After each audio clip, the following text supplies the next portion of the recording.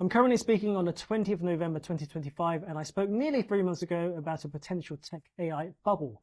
Since then, many others have also joined my views and shared their concerns too.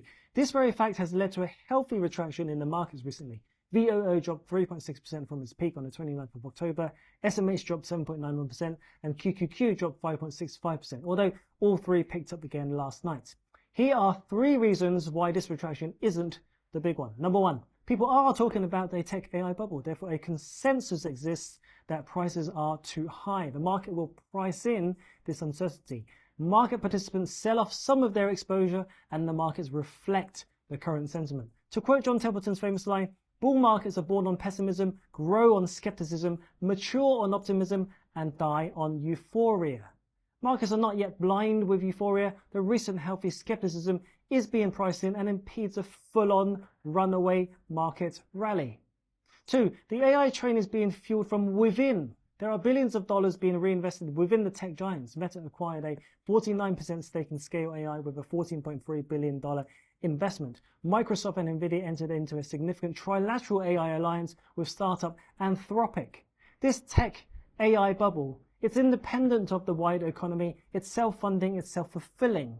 There's plenty of dry powder to keep these investments going for the meantime. Not everyone has chips on the table. The average citizen is still concerned about economic issues, job security and affordability of healthcare. The rally lacks a truly universal backing.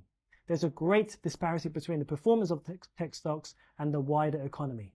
3. Ultimately, for any corporate, there has to be a return. There has to be proof of earnings. There has to be a convincing story for its shareholders. Right now, the AI train still has momentum. There's enough belief to keep it on its tracks as corporates are afraid to miss the AI train. And it's partly because investors want to believe the hype as there's not much else generating the returns that tech and AI have been delivering.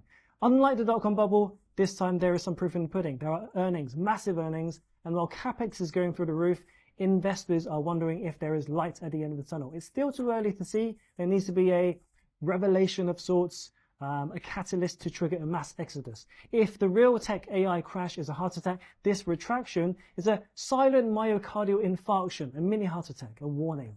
Overall, it's a difficult position to be in. On the one hand, you don't want to miss out on the extraordinary gains from the tech sector. On the other hand, you want to be prepared for when and if the market crashes. All model portfolios have massive exposure to tech, and that's because tech has a huge weighting in global markets. I've already been pivoting client portfolios to reduce their exposure to tech, building in more defensive strategies and seeking returns in other sectors. These are very interesting times.